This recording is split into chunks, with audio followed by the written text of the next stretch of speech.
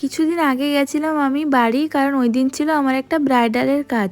আর দিনটা ছিল 15ই ডিসেম্বর। আর আমাদের বাড়ি থেকে যেতে টাইম লাগে ওই আধা ঘন্টা মতো। সময় না থাকার কারণে আমি অনেক বুকিং নিতে পারি না, বাট এই বুকিংটা আমার বেশ কয়েক মাস আগে থেকে ছিল। তো যথারীতি আমি টাইম মতো ওখানে পৌঁছে গেছিলাম। প্রথমে তো ব্রাইডকে আমি টাইম দিয়েছিলাম দুপুর 2টো, কিন্তু ব্রাইড বললো ওর যেহেতু একটু লেট হবে তাই আমি ওকে 3টে বললাম। দেন 3টে থেকে সেটা 3:30 হলো। আমি যথারীতি 3:30-এর আগেই পৌঁছে গেছিলাম, কিন্তু গিয়ে দেখলাম ওর বিয়ের এখনো রিচুয়াল কিছু বাকি আছে।